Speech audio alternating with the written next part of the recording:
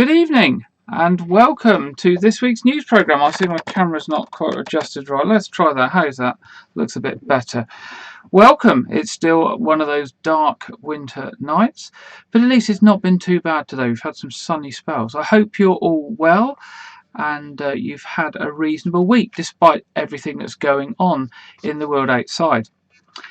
Looking at this week's news for the locality, a former school site will remain an asset for Dorset after being secured by Dorset Council. Dorset Council has bought the former St Mary's school site near Shaftesbury. What a fantastic building it looks like in the picture you can see on screen. Dorset Council paid £10.05 million for it, excluding taxes and fees. They're stating that opportunities to secure sites like this are very rare. Councillor Spencer Flower, leader of Dorset Council, said, "This is a significant investment and I'm pleased that we have been able to secure it for the benefit of the community. We are always looking at ways to improve the delivery of services and this successful purchase will help us achieve that." It's obviously a very interesting purchase with Dorset Council being tight for money, and there have been various comments about should they be buying sites for this like this and can they afford it. But the council have said that actually to secure a site like this for just over £10 million is a very, very good deal, and it would cost many more £1 million to secure a site like this and to build a property like this.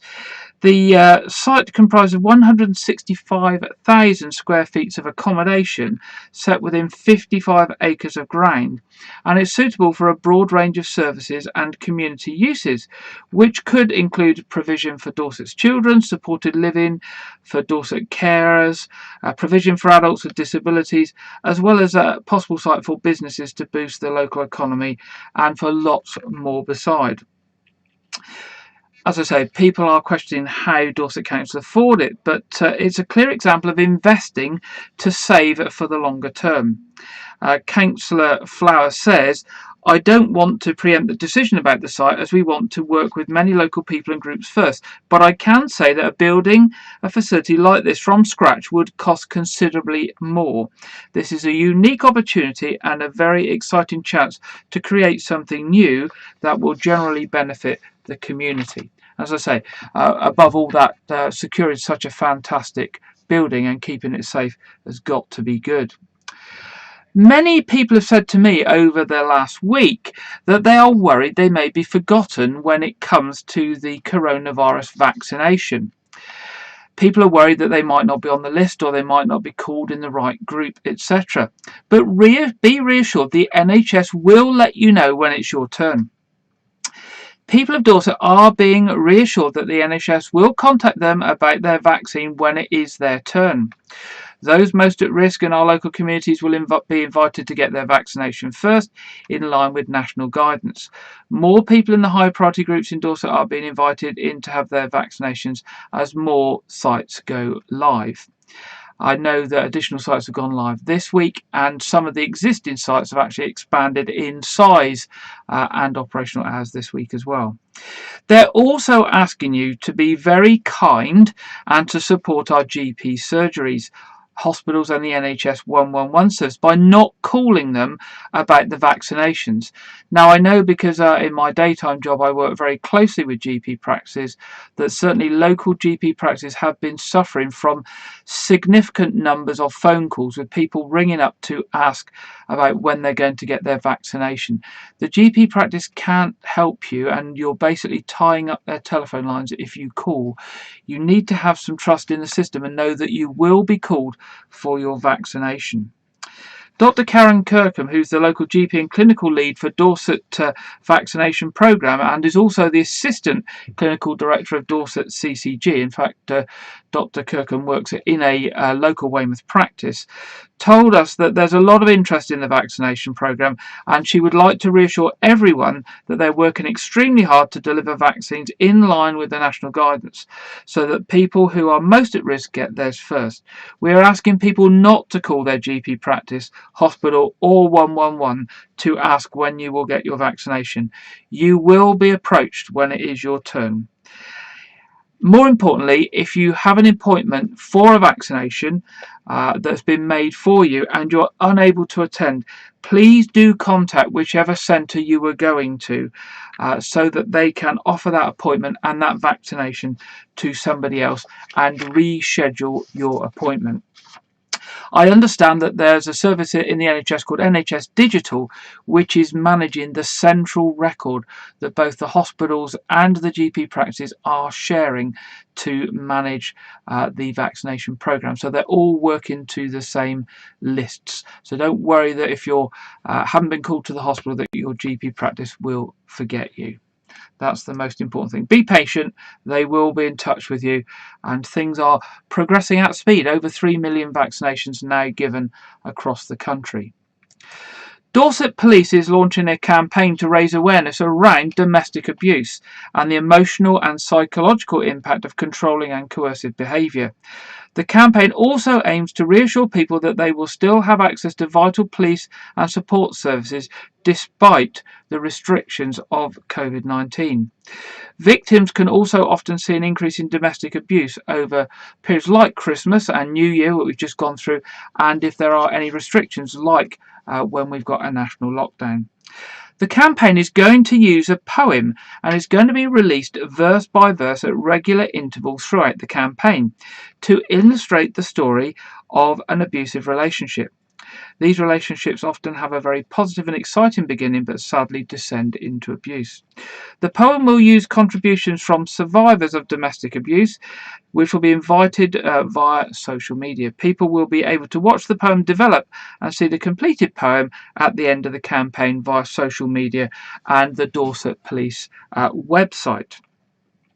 Once completed, the poem's also going to be turned into a video featuring survivors of abuse. If you would like to know more information, do go along to the Dorset Police website and have a look. And of course, if you need any advice or help, either go to the Dorset Police website and they have a specific page for domestic violence and domestic abuse at www.dorset.police.uk/DA for domestic abuse. Of course, if you feel in danger at any time, then the most important number to ring is 999 and not any other number, or go to the website. Dorset Council's budget proposals for the financial year 2021-22 go to the Cabinet, Dorset Council Cabinet, on Tuesday this week for approval. Dorset Council is proposing to increase its budget for financial year 21-22 to just under £313 million. It's currently £304 million, so a slight increase there. This budget funds all services the council provides to residents, communities, businesses throughout the year. The increase in budget is needed to fund the cost of responding to the coronavirus pandemic, the growing need for social care within Dorset population, and of course inflation. The council proposes to increase the general council tax next year by just under 2% and to levy the adult social care precept of just under 3%. It's in line with the government's spending review. This would equate to an extra £1.62 a week for a Band D property. So that's the easiest way to understand how much it will increase. If you've got a Band D property, then your contribution will go up by £1.62 per week. The budget proposals for 21-22 also include an assumption that council staff will not get any pay increase in the coming year. The Chancellor's spending review last year announced the public sector pay would be paused, and that's reflected in the council budget.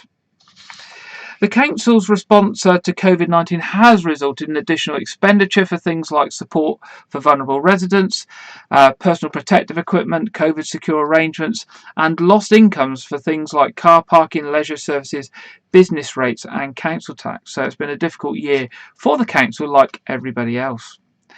Following extensive lobbying by Dorset councillors and MPs, the government has provided significant extra funding for these additional costs and loss of income, though it's not enough to cover the full impact. So that has helped the council keep the increase down to that 2%.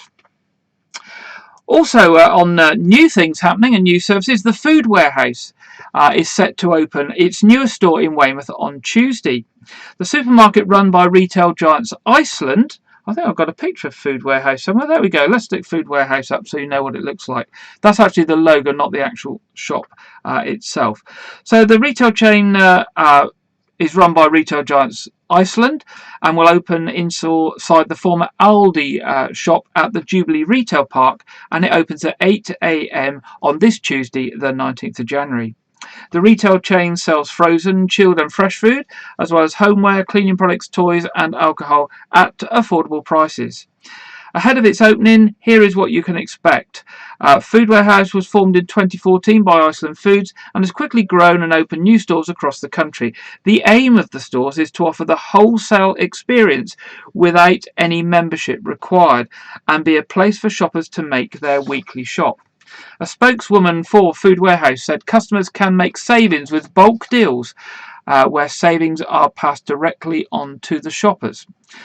The store will open, as we said, on Tuesday. Food Warehouse will be open from 8 a.m. to 8 p.m. Monday to Saturday and from 10 a.m. to 4 p.m. on Sundays. You can buy frozen things like Greggs products, Slimming World products, Pizza Express, Heinz, Pepsi and other big name brands in the store. So good news that there's increased competition and increased choice, and maybe some of you would like to pop down there and have a look at it when it's safe for you to do so. Moving on, this Wednesday, what's happening this Wednesday? Does anybody know what's happening this Wednesday? Well, of course, it sees the inauguration of the 46th President of the United States of America. And I'm sure we all realise that with everything that's been in the news recently with the US elections. A look back over the last 60 years at 20-year intervals reveals that the following snapshot of the ages of various residents of the White House. 60 years ago, on the 20th of January 1961, and the president is always inaugurated on the 20th of January, John F. Kennedy became the 35th president of the United States, and he was the youngest to become president by election. Kennedy was only 43 years old at his inauguration. 40 years ago, on the 20th of January 1981, in comparison, Ronald Reagan became the 40th President of the United States.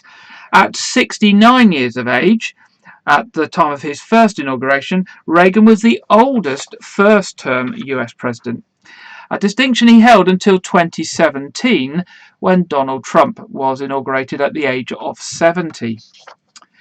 20 years ago, on the 20th of January 2001, George W. Bush was inaugurated as the 43rd President of the United States.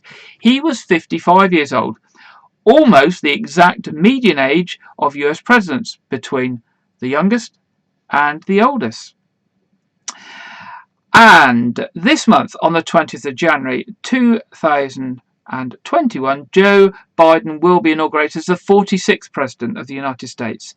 He is 78, which makes him the oldest ever person to become president.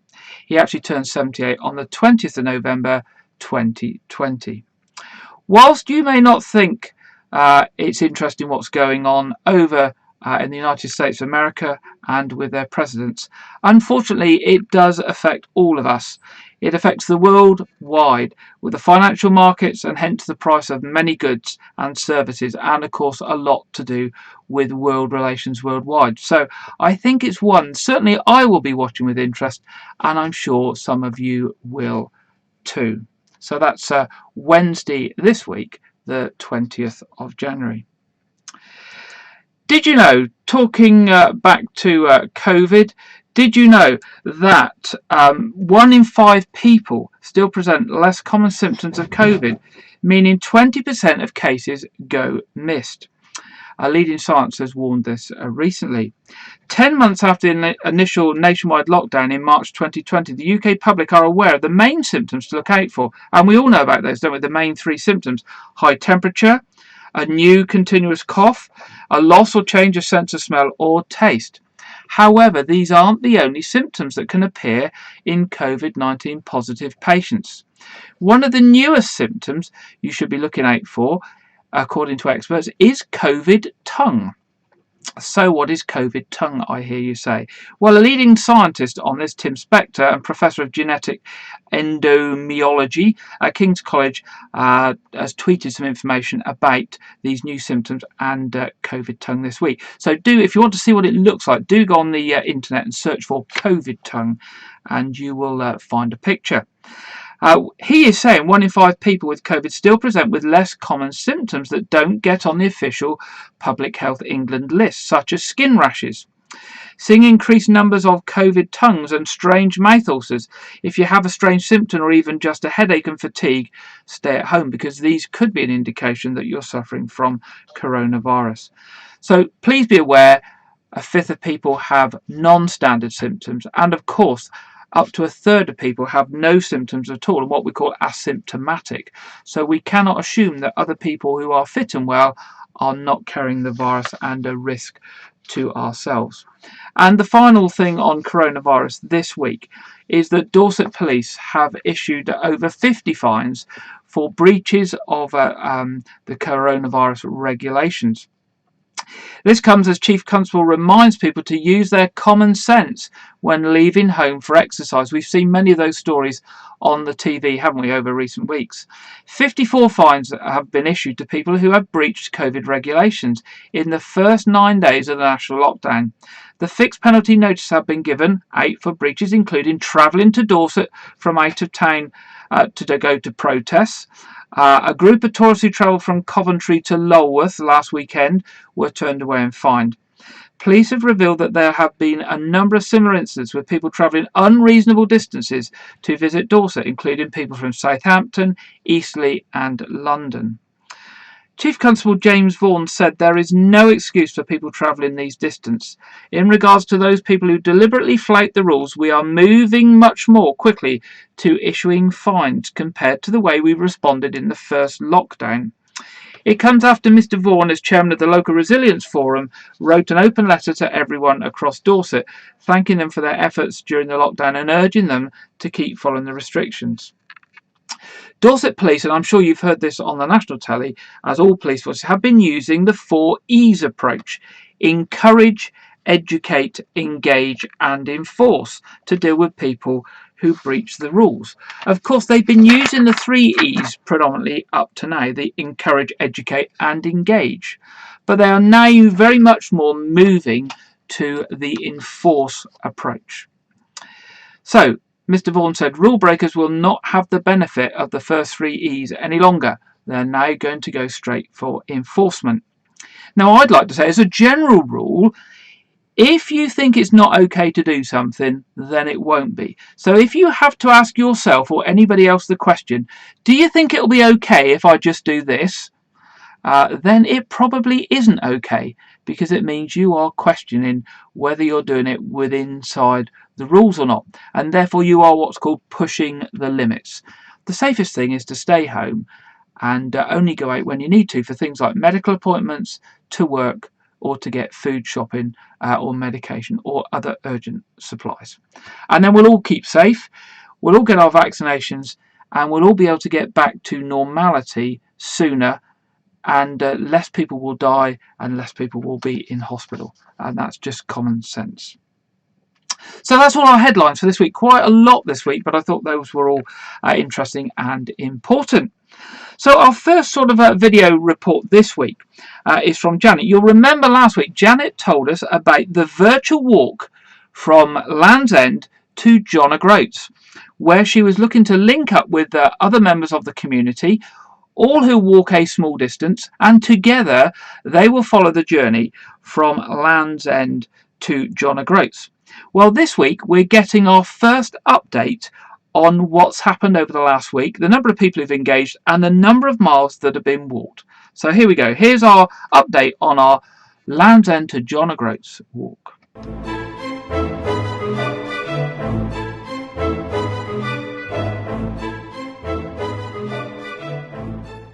Hello. Do you remember last week I was talking about us doing a virtual? The idea was to add all the miles that a team of us did individually together each week and see how long it would take us to actually reach the destination? Well, I have the team, and we have already made a start. Here are the team members. Well, there's me, of course, and then we've got Ali and Nikki, Derek and Carol, Heather Hicks, Heather Cathcart, Angela, Grace, Janet, Sharon, who hasn't got an electronic photo of herself, so I've used this instead, Julia, Judy, and Mary. We've seen some beautiful scenery on our walk through Cornwall, but we decided to stop for a while in Truro and have a look at the cathedral. Work began on the cathedral in 1880. The project was ambitious. Truro was going to be the first Anglican cathedral to be built on a new site since Salisbury Cathedral in 1220.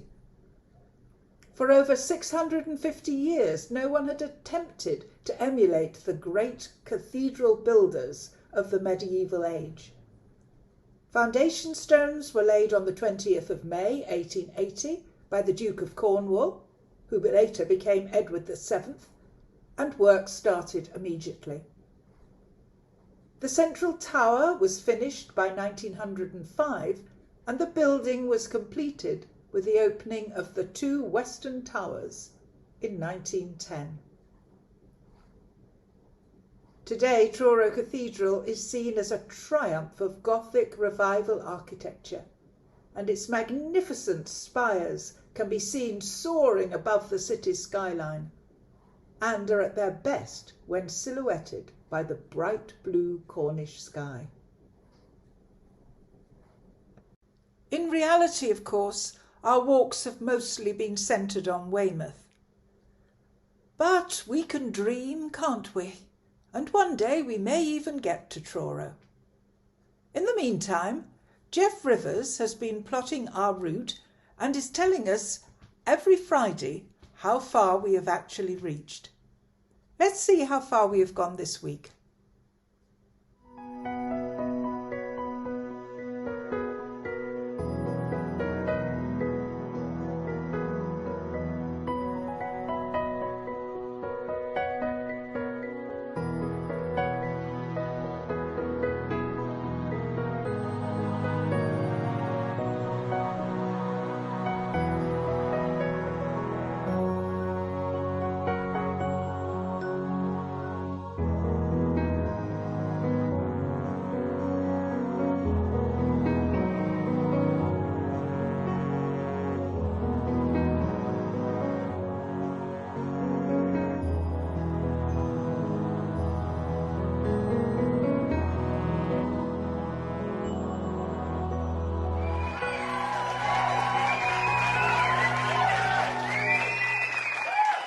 Pretty impressive, don't you think? If you'd like to be part of this walk, you can join us at any point. We'll be very glad of your company, and we'd be glad of the extra miles you'll put in. It will mean that we won't take quite so long to get to John O'Groats. Every week, I will report on how far we've gone on the news broadcast. But for now, goodbye and good walking.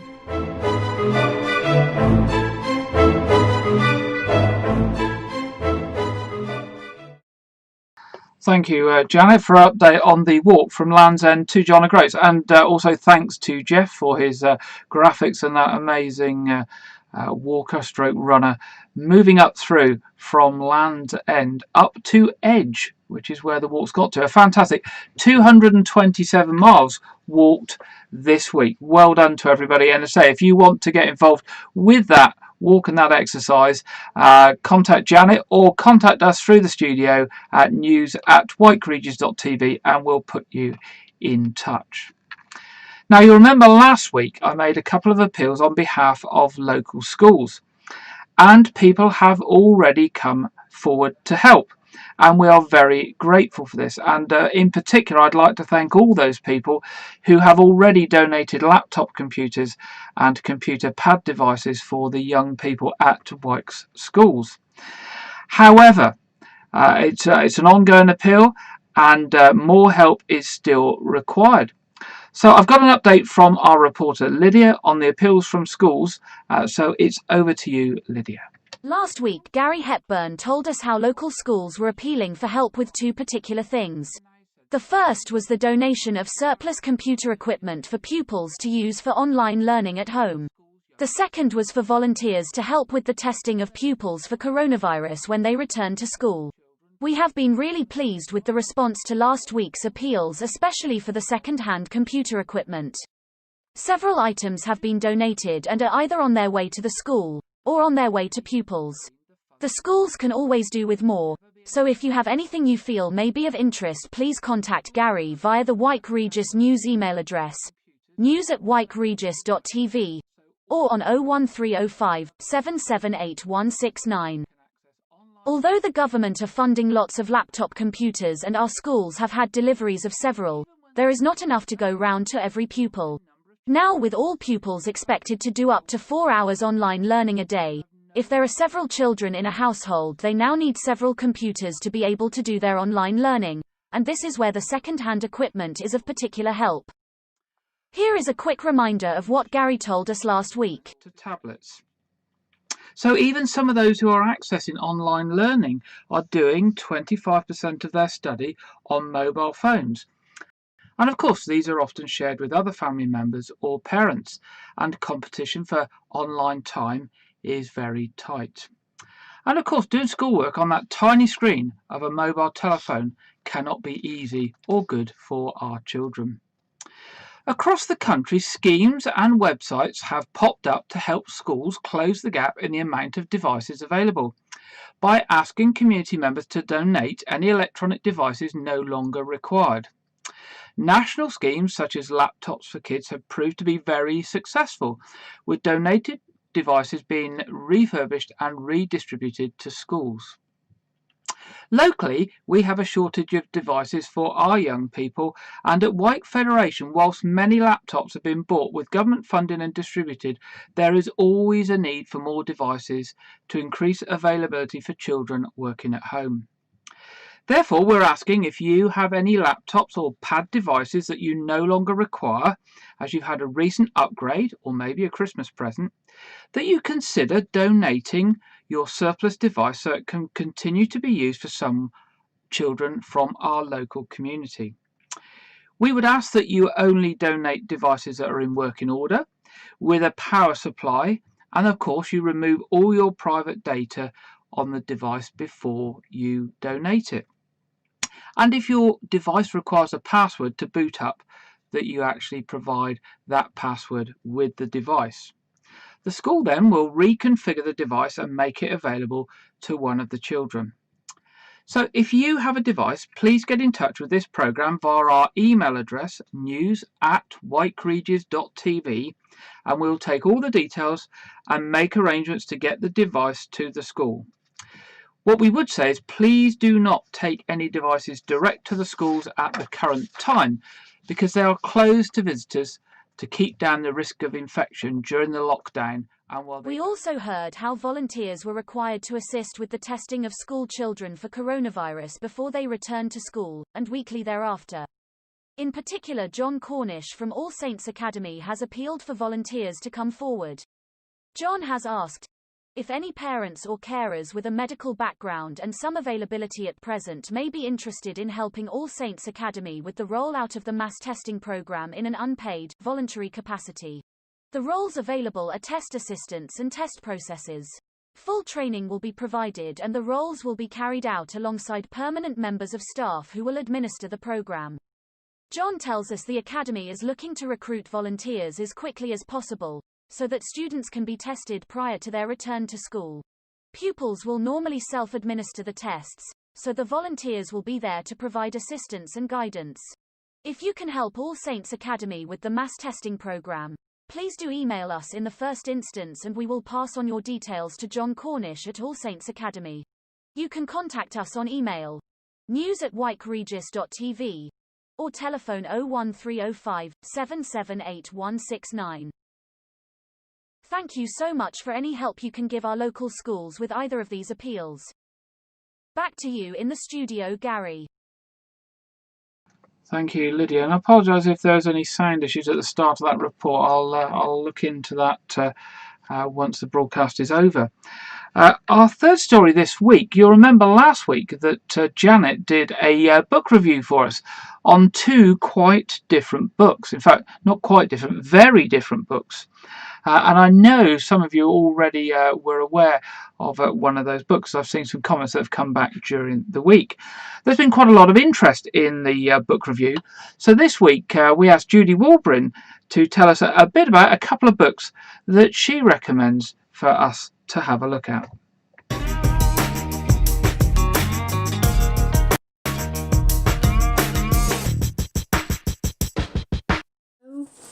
I'd like to tell you about a couple of books that I've read recently, and you might wonder why I've got a backpack in my hand, a Gandhi's backpack. Well, this book came in it on my birthday in November. It's by the Gandhi brothers, Tsunami Kids. These 4 children, they lost their parents in the tsunami in 2004 on Boxing Day. They'd grown up very happily in Britain, are very ethically minded parents who taught them right from wrong, obviously. But they also travelled a lot with them. And for 4 years before the tsunami, they were in India helping provide education and medicine and that kind of thing to the poorer children. And then the tsunami happened, and the boys, well, they never found their mother, sadly. So the 2 older boys and their little brother and sister eventually went back to Britain, stayed with relations. And of course it took a while to recover from such a terrible shock. But about 10 years after all this happened, they wanted to give something back, have some closure, go back to where the tsunami happened. And so they went back and they started making flip-flops. They were making the flip-flops in their flat. And they gradually made more and more, and they did really, really well. Their colourful flip-flops, they had noticed that people were wearing lots. And so their business grew, making flip-flops and providing extra money for the orphans. The flip-flop business grew to rucksacks, t-shirts, a few other clothes, and now they're doing very well, and a percentage of their business goes to their charity, Orphans for Orphans. It's a very heart-rending read, but it's also very heartening, I think. It's a lovely book, really, and it shows how, with a bit of ethical upbringing, it can rub off on the children and do an awful lot of good. A little bit from the flyleaf. Almost a decade after the tsunami, the 2 eldest brothers, Rob and Paul, had a dream. They created the multinational brand Gandhi's flip-flops in the front room of their rented flat, and also set up the charitable foundation Orphan for Orphans. Well, eventually they went to Buckingham Palace, and they had an invitation from Prince William and Prince Harry. Obviously they had something in common. So you might like to try reading that. It's a lovely book. Now my other one is very tiny. I had it for Christmas. The Last Hedgehog. Now some of you know that I love Pam Ayres, and she's written this little book to mark a celebration, to celebrate the National Hedgehog Awareness Week. That was in 2018. She's written a poignant farewell from the last hedgehog left on Earth, a delightful and thought-provoking elegy to that most beloved inhabitant of the British countryside, the common hedgehog. Pamela's spiky and wonderful creation reminds us that unless we take steps to prevent it, they will soon be very far from common. There's a little chap who's telling the story. There's an interesting introduction by Pam herself about her early life, how when she went to work she would see lots of hedgehogs squashed on the road, sadly, and then through the years less and less. And she gives you tips and hints on how to help the hedgehogs. Very topical at the moment. It starts off like this. Farewell, farewell, for what it's worth, from the final hedgehog left on earth. Well, I won't read it all, otherwise there'd be no point in reviewing it for you who won't want to read it. But there we go. Let's see. There's a little bit you might like to hear. Drowned in rubbish, drowned in junk. That's why our population shrunk. You threw down stuff you couldn't use. The plastic rings from packs of booze, polluted, poisoned, burned and mowed, and ran us over on the road. Ah. So you might like to look at this little book and have a little read. It's one of those that you can just pick up and dip into and read again. Delightful pictures in there, really lovely pictures, all by Alice Tate. There he is, poor old chap, the last one wrapped up in garden wire. There, doing a little bit of courting. So I think it's rather a sweet book you might like to read. Thank you.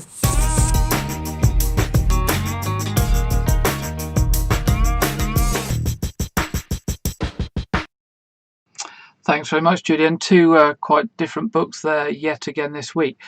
And I don't know what you thought. I thought Judy Reed's Pam Ayres absolutely spot on. So maybe we can ask her to come back another week and read some more Pam Ayres for us, because Pam Ayres is quite easy going, isn't it? And it's all quite funny sometimes as well, I think. Yeah, to cheer us up when it's dark and cold at this time of the year. Talking of cheering people up, let's think of something else jolly now. Let's think about birthdays for the coming week. And I do have a birthday for this week. And she probably doesn't even know that I know it's her birthday, but Kate Weller, it's your birthday this week on Monday, I believe. So I'm going to say a very happy birthday, and I'm going to try my dodgy birthday jingle.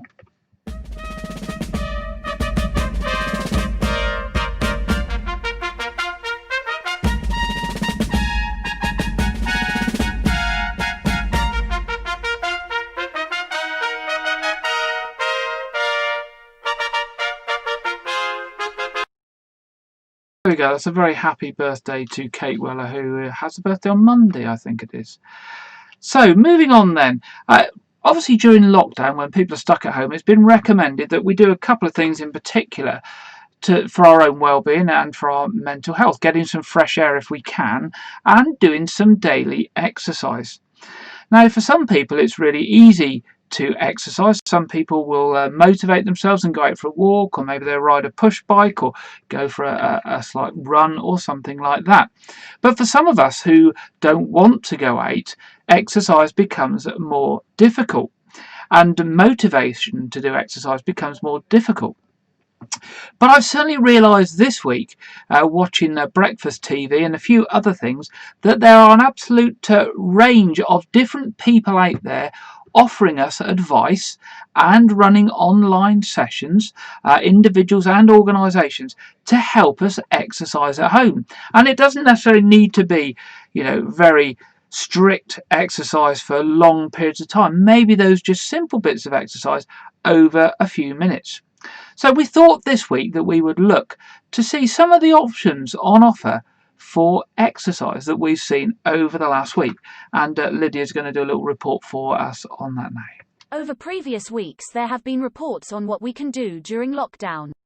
Regular exercise is very important not only for our physical health but also for our mental well-being. Exercise releases the feel-good hormone, endorphins, which can help us to feel more positive in difficult times. Because the government has asked us to stay inside for our own health and protection, you can carry out exercise in the home quite easily. The government's advice is that you are allowed to go out once a day for a short time to exercise, such as a walk. We carry out exercise throughout the day, sometimes without even realizing it. Such as walking up and down the stairs, hoovering, gardening, housework, or cleaning the car. If we need to be guided doing our exercise, during the lockdown a whole plethora of exercise gurus are running sessions for us, and we thought we would look at a few examples. For the younger family members, Joe Wicks has been providing daily sessions, often with hundreds of thousands of people joining in. We're going to do a workout, we're going to do a little warm up, and we're going to start off with our first exercise. We've got 10 exercises. I'm Buzz Lightyear, and they're very much space themed, kind of moony, sort of jumpy, lasery exercises. So first of all, let's just do a few little twists, left to right, get ourselves warmed up, and this timer is going to go off, and then we'll start our first exercise. So, a few little twists left to right. I'm Buzz Lightyear. It's going to be a sweating workout for me today. So nice big circles with your arms. Good, and forwards. So what we're going to do for our first exercise, we're going to run on the spot, and then we're going to have to duck, because Emperor Zurg is trying to shoot us with his little yellow ball thing. So we're running on the spot, ready? Run with me. And when I say duck, we have to duck down. So run, okay, duck, good. Run on the spot again, keep running, and duck. Get nice and low. Right, let's turn the music up a little bit. Maybe a session run by a membership organisation or a local group suits you better. Keep marching. Now, can you keep marching and give yourself a shoulder shrug? So keep marching, and I want you to go lift and lower and lift and lower. That's it. And do 2 more. Ready? Lift and lower. 1 more time. Go lift and lower. Beautiful. And then another march here. Excellent. Excellent. Now, keep marching. What about a little march out to the side? So you've got out there, and then you've got out there. Good. And then how about more like that? Slightly wider. Slightly wider. Slightly wider. Good. What about the other leg? Ready? Slightly wider. Ready? So you go slightly wider. Slightly wider. How's that? For some people who are unable to do the more physical exercises, a session for those who wish to exercise sat in a chair is more appropriate. Organisations such as Age UK, who have run face-to-face sessions locally in the past, now do these online for you to join in with.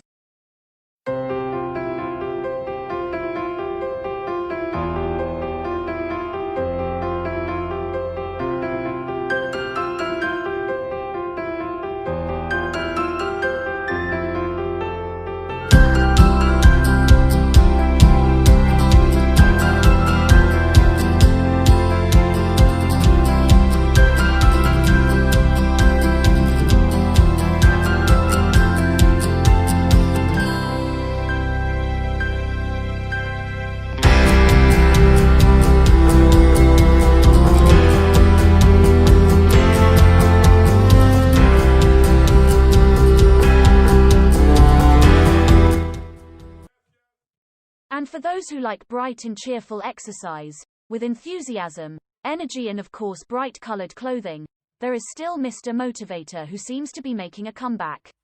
We hope if you want to do exercise at home at this time, you will find someone to follow who fits in with what you want. Joining us. Yes, as we continue our mission to get everybody who don't do anything to start doing a little bit. It's important to move that body. Now look, you're in the chair, on the edge of the chair. We march, we march, we march.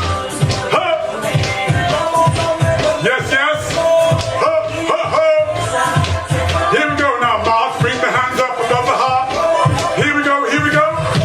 Remember, your body can do anything. All you gotta do is convince your mind. Come on, 12 minutes with us. Part of your daily dozen. Yes, the pace is a little bit. So there we go. That's some of the options. If you fancy a little bit of exercise at home, whether you want something more energetic and youthful with Joe Wicks or you want to do some of the chair exercises, or somewhere in between with some enthusiasm and some colour, we've got Mr. Motivator.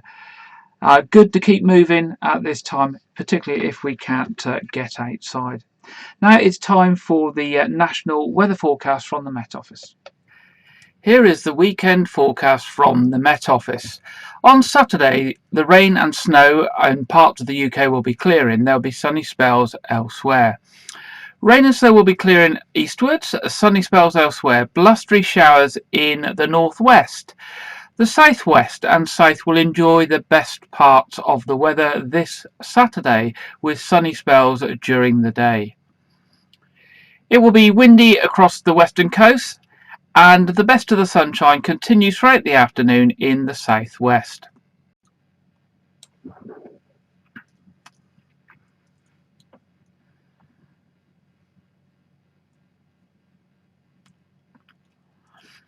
Further showers will happen on Saturday evening for Scotland and Northern Ireland, but clear spells will be elsewhere throughout the country. Turning to Sunday, a mixture of clear spells and showers overnight, most frequent in the northwest, and a few icy stretches too in various parts of the country. Temperatures on the south coast starting around 2 degrees.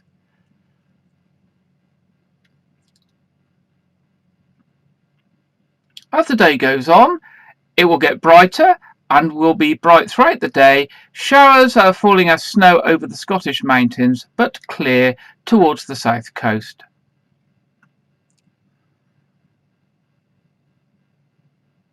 A largely dry day for most of the country with some sunshine, spells of rain and hill snow in the north and in Scotland. Daytime temperatures around 7 degrees.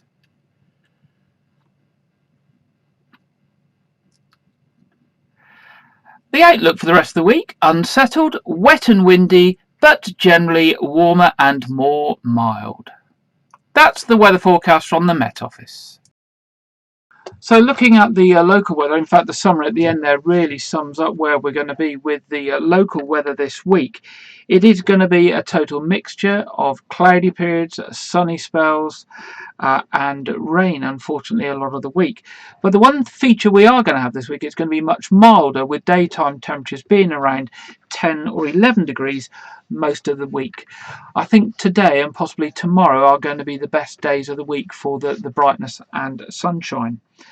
Looking at travel and road, etc., not much going on that front. In fact, all of the things that I've mentioned in previous weeks are still very much in place, such as the renovation works on the Pavilion Peninsula, roadworks on the Quay, and future roadworks on Custom House Quay on the south side of the harbour.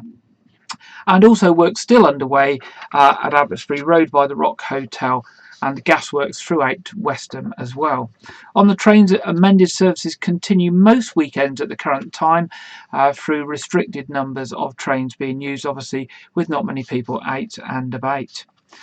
Looking at what's on, not a lot happening at what's on at the moment, obviously with lots of venues shut, but hopefully as we get through the lockdown, things will start to open up.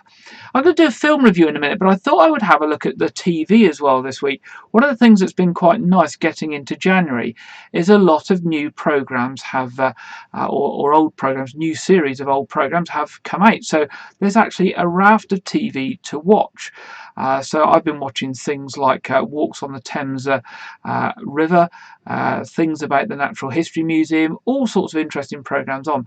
But I know one particularly popular type of programme that lots of people watch is coming back this week, and that is Winter Watch. Obviously we have Autumn Watch and all those sorts of things throughout the year, but Winter Watch is back this week, and that's at 8 o'clock on Tuesday on BBC Two, and I know that's quite a popular programme and maybe will appeal to lots of our viewers, so look out for that.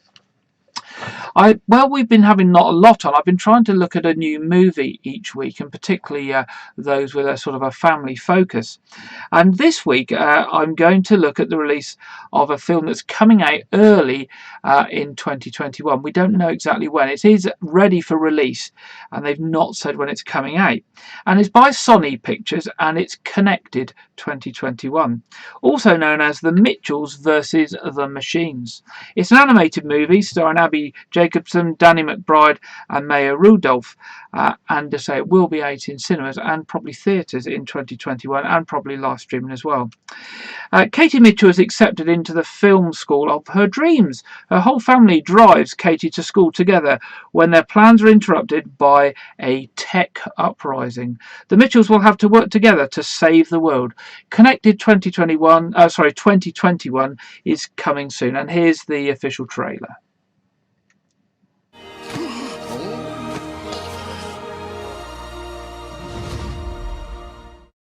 And now I present tricking Rick Mitchell into kissing the dog. Behold. Ow! Dang it, Katie! Dang it, Katie! Hey, Dad, can you check the trunk? Yeah, sure. Dang it, Katie! Katie used to be my little buddy. We'd go on nature hikes, skip rocks. I gotta get that connection back. I know you can fix this. Okay, this is our last night together before Katie leaves for college. How about we put our phones down and make 10 seconds eye contact? Starting. Put your phone down now. No, you're allowed to blink. It's just eye contact.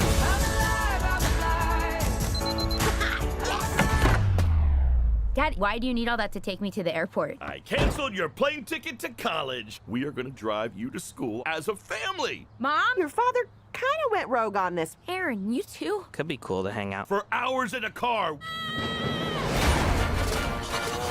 Kids, there are supposed to be some great hikes around here. Just a sec, Dad. Get ready. We hear a pal about to drop our biggest invention yet. Meet the Helper Bot, the newest member of the PAL Labs family. We promise you they will never, ever turn in. Please remain calm while we capture you. What is that? Greetings, humans. What is this strange creature? Dog, pig, loaf of bread. Technology rising up. Sayonara. Robots roaming the streets. No time to wash your hands. Don't worry, I never do. The Mitchells have always been weird. That's what makes us great. Take some notes, kids. And we just might be weird enough to save the world. All right, hands in. Oh, he licked my tongue. There we go, that's Connected 2021. Coming to a screen near you soon, a nice family movie. And we'll keep an eye on the movie scene and what is coming up in the weeks ahead. Well, that brings us to the end of the programme this evening. With lockdown on, there's not a lot else going on. Other than to say that, of course, we do have our quiz tonight at 7:30, which would be great if you want to come along and join us for that. Obviously, there's a live stream church service tomorrow morning in All Saints and a service at 5 p.m. on Tuesday as well. Do stay in touch. If you've got any of those laptops or pad devices you wish to donate to the schools, let us know. Or if you wish to volunteer to help with the testing arrangement at All Saints School, let us know as well, and we'll put you in touch with the relevant people. Of course, if you've got any stories for us, anything special going on, or a birthday, or you've got any events that are being planned for later in the year, or any fundraising activities that you want to tell us about, please do let us know so we can share it with the local community here in White Regis and beyond. So it only remains for me to say, as I say good night to you, please stay safe and look after yourself over the week ahead. Stay at home if you can. If you have to go out, be careful, wear your mask, gel your hands, keep your distance so that you can all remain safe, and join me next week and in future weeks here for our local news programme. Have a great week, and I'll be with you again next week.